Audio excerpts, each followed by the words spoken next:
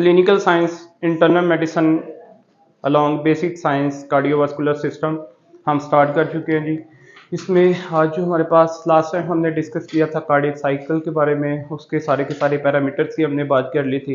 Effect of inspiration expiration और right and left heart के ऊपर बात कर ली थी। आज जो हमारे पास नेक्स्ट डिस्कशन है फ्रॉम द बेसिक साइंस वो है जी आपके पास अस्कुल्टेशन ऑफ द हार्ट। हम सबसे पहले डिस्कस करेंगे व्हाट इज मींट बाय अस्कुल्टेशन। एक जो कार्डियोलॉजिस्ट है, एक डॉक्टर है, उसके लिए ये पैरामीटर बहुत ज्यादा इंपॉर्टेंट है। ठीक है जी, तो लिखें अस्कुल्टेशन, अस्कुल्टेशन ऑफ हार्ट। इसको अस्कुल्टेशन साइट्स के नाम से भी कुछ बुक्स ने मेंशन किया हुआ है, तो आप लोग, लेकिन फर्स्ट एड ने जो आपके पास पेज नंबर 299 है 2021 एडिशन का, उसमें क्या लिखा हुआ जी, अस्कुल्टेशन ऑफ द हार्ट। अच्छा, अब इसको स्टार्ट करने से पहले डिटेल में हमें दो तीन पॉइंट्स का पता होना चाहिए। अगर मैं हार्ट की लेयर्स की बात करूं तो आपके पास पेरिकार्डियम है, मायोकार्डियम है और एंडोकार्डियम है। Pericardium is the outer layer of the heart, ऐसे है। फिर आपके पास एक वर्ड है, उसका नाम है जी प्रीकार्डियम। हाँ जी, कभी एक साइड पे नोट लिखें जी, आपके पास है प्री कार्डियम। अब यहाँ पे चलिए पेरिकार्डियम की तो बात समझ में आती है, लेकिन ये जो प्रीकार्डियम है इसका क्या मतलब है? हाँ जी, पता है इस बात का? तो लिखें इसके बारे में जनाब Ali, part of anterior chest. Number 1 point इसका लिखें, part of anterior chest, part of anterior chest wall, anterior chest wall lie, हाँ जी, part of anterior chest wall lie in front of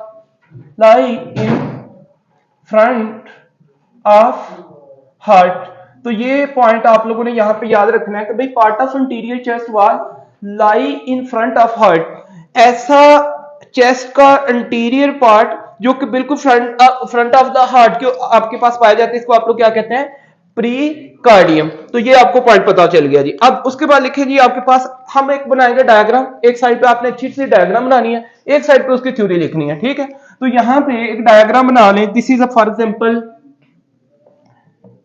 example this is a sternum, this is body of sternum, and here is a xiphoid process. Sternum having three parts. One is mandibular sternum, second is body of sternum, and third is a xiphoid process.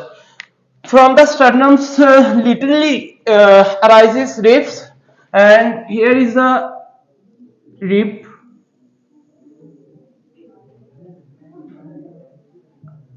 12 pairs of the ribs. How many pairs? 12 pairs of ribs. 12 pairs of ribs, and between two ribs space lies called intercostal ribs.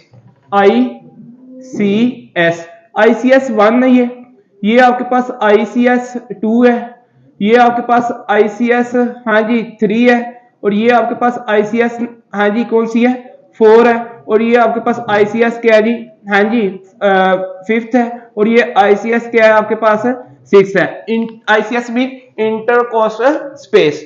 अच्छा जी, याद रखिएगा यहां पे इसके बारे में सबसे पहले तो एक पॉइंट लिखें। अब यहां पे एक पॉइंट टू पॉइंट लिखते जाएं। Number 1 point, area where we can put, area where we can put, area where we can put stethoscope,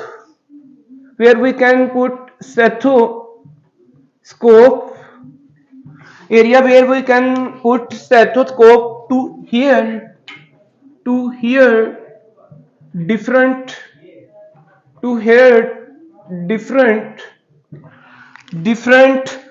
heart sounds,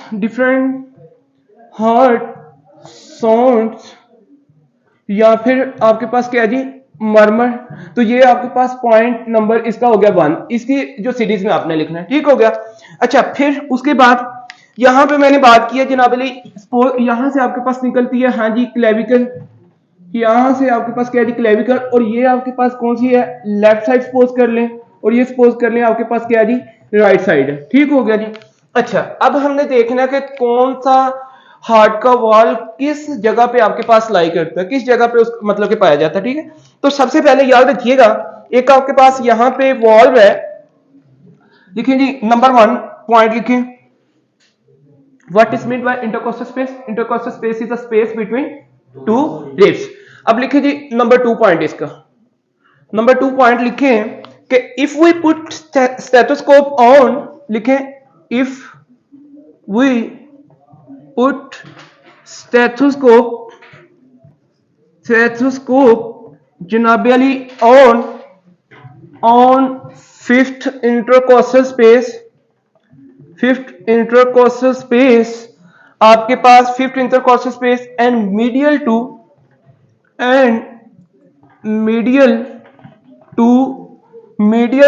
mid clavian, mid clavian. If we put stethoscope on fifth intercostal space and medial to mid clavian, या फिर mid क्लेवियन line, या फिर आप लोग यहां पे लिखें जनाबे अली हाँ जी 10 centimetre away from the sternum, 10 centimetre away from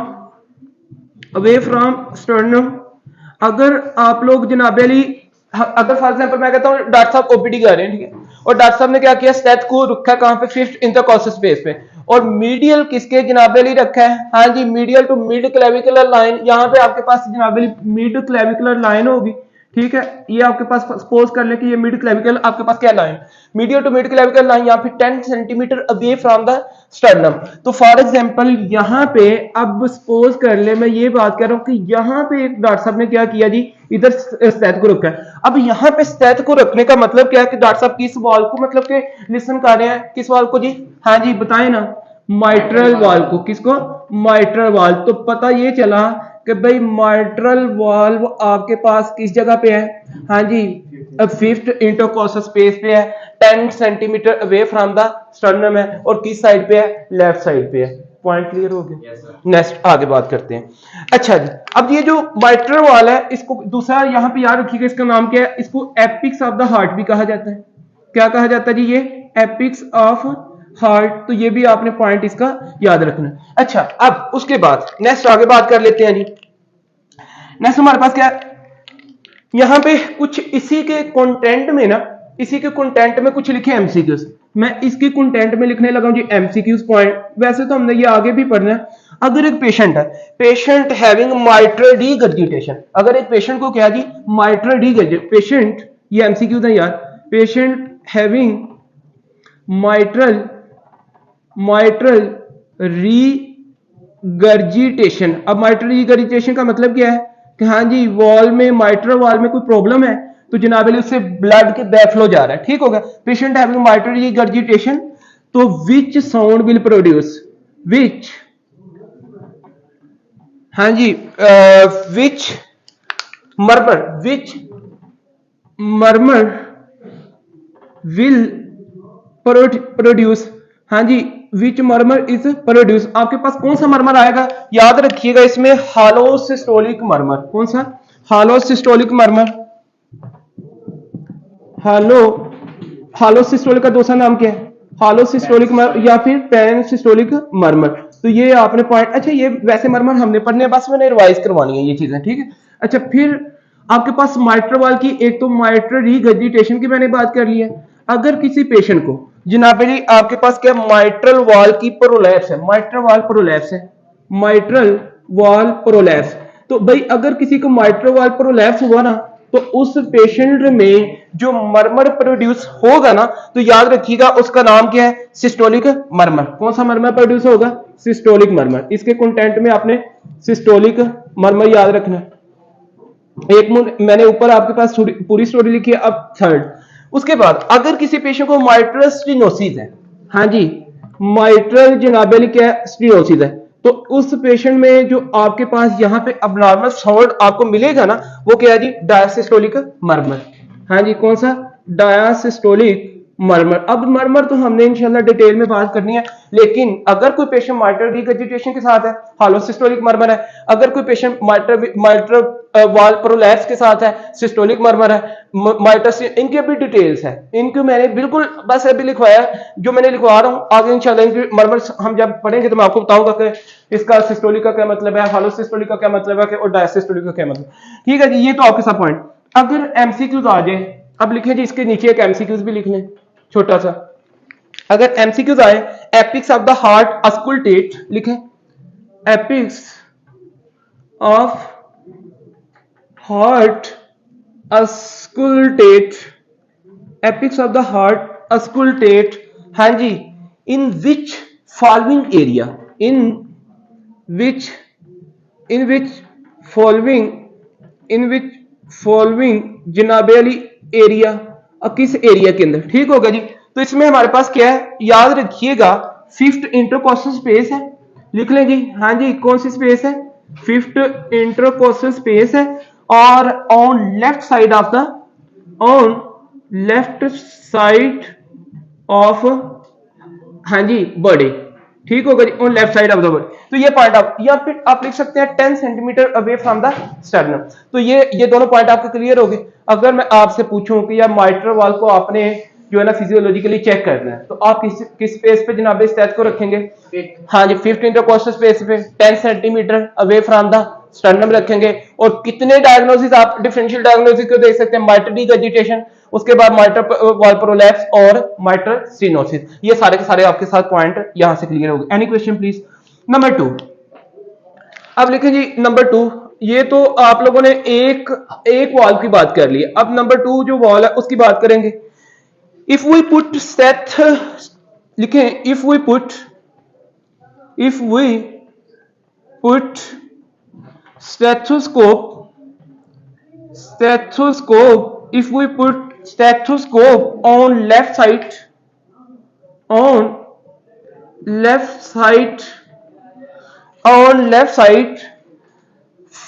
in fourth intercostal space near to the sternum, near to या क्लोज टू स्टर्नम, स्टर्नम के जनाबेली बिल्कुल क्लोज। ठीक हो गया जी। तो which heart wall present here, हाँ जी, विच ऑफ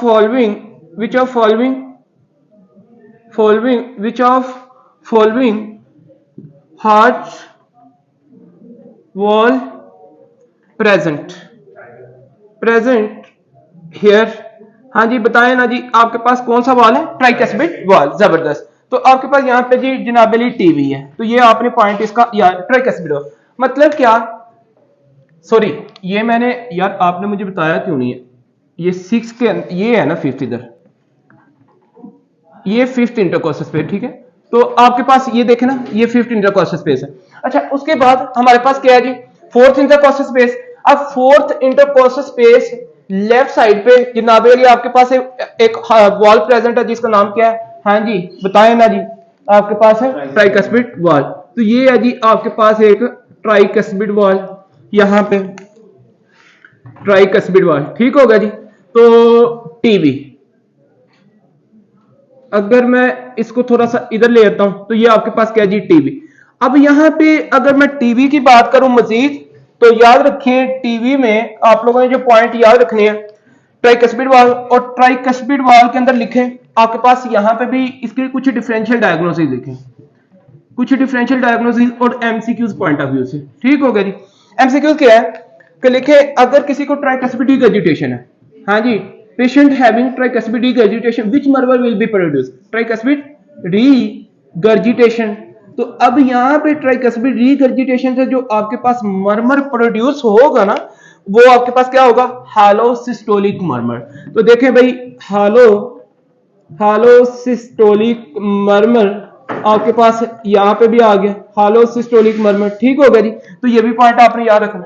अच्छा, फिर उसके बाद हमारे पास क्या है जी, हालो सिस्टोलिक मर्मर, इसके ट्राइकस्पिड रिगर्जिटेशन के बाद इसमें आपके पास और क्या आ सकता है, ट्राइकस्पिड स्टेनोसिस। क्या हो सकती है, ट्राइकस्पिड स्टेनोसिस। अगर एक पेशेंट को ट्राइकस्पिड स्टेनोसिस है तो स्टेथ पे आपको जो मर्मर, जो अबनॉर्मल साउंड मिलेगा, डायासिस्टोलिक मर्मर। कौन सा मिलेगा जी? डायासिस्टोलिक मर्मर। अच्छा, यहाँ पे आप लोगों ने इसको बस रिवाइज एक तरह से करें, जब हम मर्मर्स को डिटेल में पढ़ेंगे, मैं एक निमोनिक बताऊंगा, इंशाल्लाह ये सारे के सारे आपको क्लियर हो जाएंगे। अच्छा, डायासिस्टोलिक मर्मर, डायासिस्टोलिक मर्मर, ठीक हो गया जी। तो ये तो था जी आपके पास सेकंड वॉल, जो कि हार्ट वॉल आपके पास ट्राइकस्पिड है, ठीक है। उसके बाद लिखें जी थर्ड नंबर लिखें, थर्ड नंबर। इसमें जो थर्ड नंबर आपने लिखना है, if we put stethoscope, number third, if we put stethoscope, if we put stethoscope janabi on left side, on left side in second intercostal space, in 1 minute,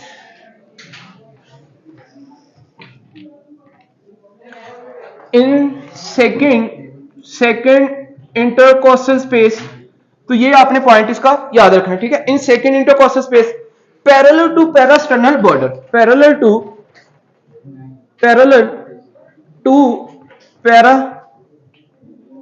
parasternal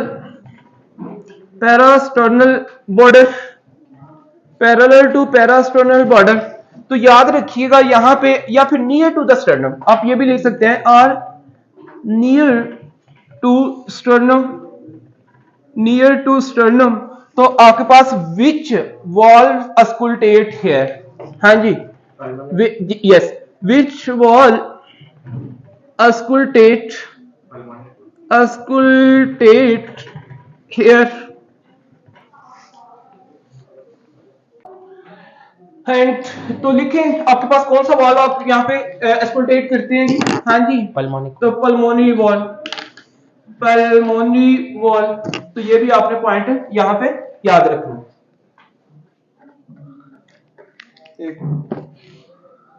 यार उस दिन कहीं, and तो लिखें आपके पास कौन सा वॉल आप यहाँ पे अस्कुलटेट करते हैं, हाँ जी, पल्मोनी। तो पल्मोनी वॉल, पल्मोनी वॉल। तो ये भी आपने पॉइंट यहां पे याद रखना।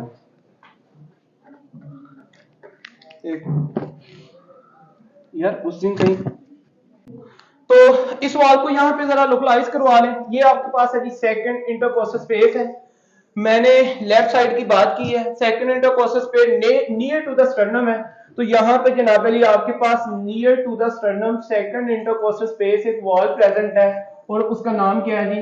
Pulmonary wall. और अब पल्मोनरी वॉल को लिखे कुछ डिफरेंशियल डायग्नोस। अब इसके कुछ डिफरेंशियल डायग्नोस की अगर मैं बात करूं तो याद रखें, पल्मोनरी, हाँ जी, वॉल की आपके पास कौन कौन से मतलब के डिसऑर्डर्स आ सकते हैं। पल्मोनरी वॉल स्टेनोसिस हो सकती है ना, yes, हाँ जी, पल्मोनरी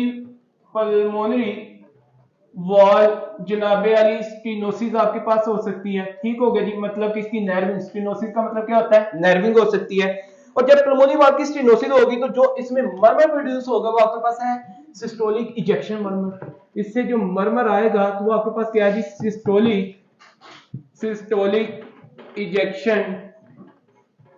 सिस्टोलिक इजेक्शन मर्मर आपके पास। तो ये आपने पॉइंट याद रखना है। फिर उसके बाद यहां पे याद रखिएगा आपके पास है जनाबे अली, हाँ जी, नेक्स्ट लिखें हाइपरट्रोफी कार्डियोमायोपैथी। इसके अंदर भी आपके पास जो है ना, मतलब कि आप जो सिस्टोलिक इजेक्शन मर्मर, इसकी इंशाल्लाह बात करेंगे, ठीक है। अच्छा, बहरहाल आगे लिखें नंबर 4 पे। नंबर 4 जो आपके पास वॉल प्रेजेंट है वो लिखें जी आप लोग, if number 4, if we put stethoscope, if we put stethoscope generally on right side in second intercostal space, in second intercostal space parallel to जनाब अली पैरास्टर्नल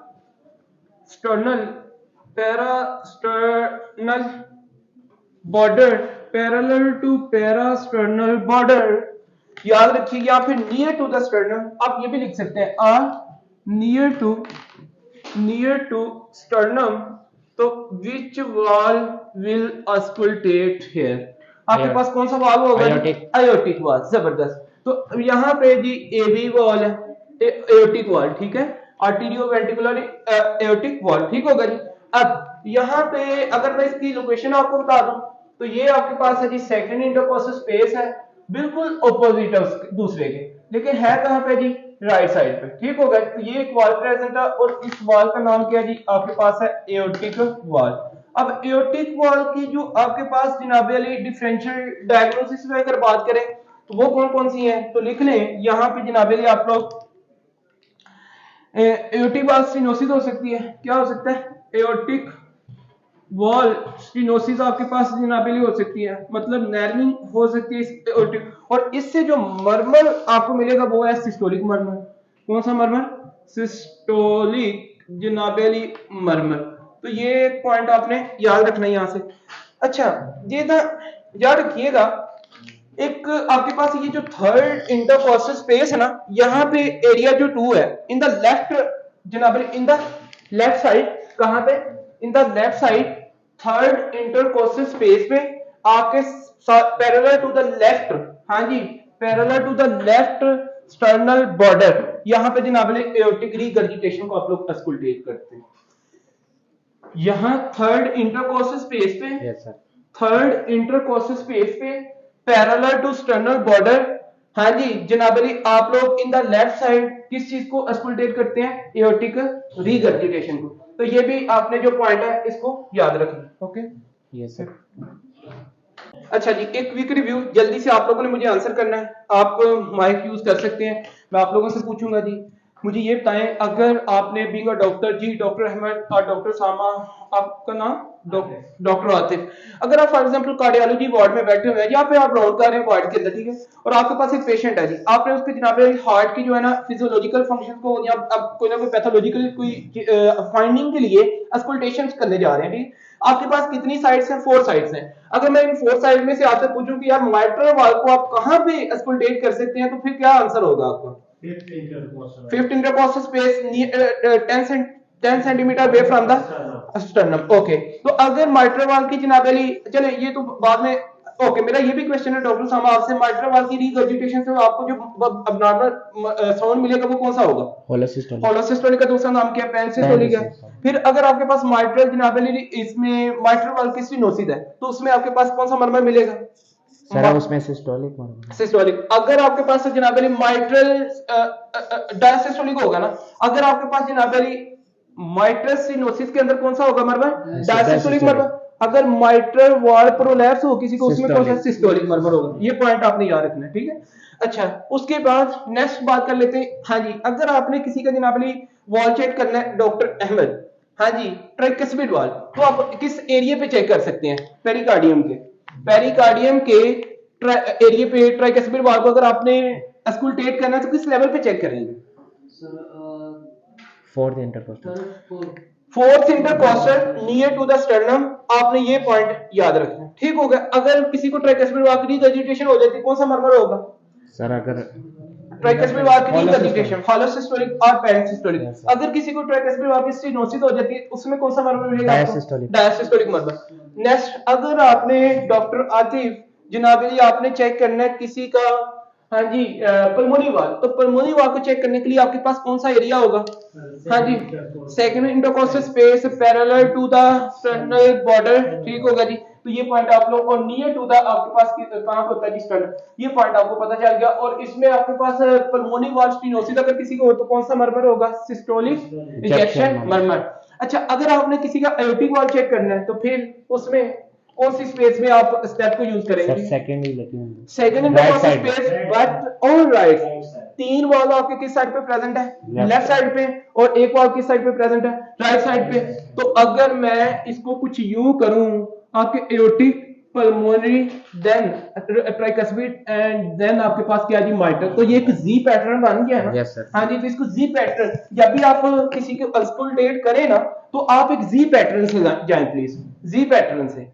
मेरी बात समझे आप, ये नहीं करना कभी कहीं इधर चेक कर लिया कभी इधर, नो, एक प्रॉपर वे से चेक करते जाएं जी पैटर्न। पहले जनाब एओर्टिक, फिर आपके पास कौन सा पल्मोनरी, फिर आपके पास कौन सा जनाब ट्राइकस्पिड, फिर आपके पास कौन सा माइट्रल। इस तरह एक जी पैटर्न के साथ आप अस्कुल्टेशन करेंगे तो आपको डिफरेंट जो है ना फाइंडिंग्स इसमें मिलेंगी। So this is all about auscultation of the heart और auscultation sites for the auscultations. Next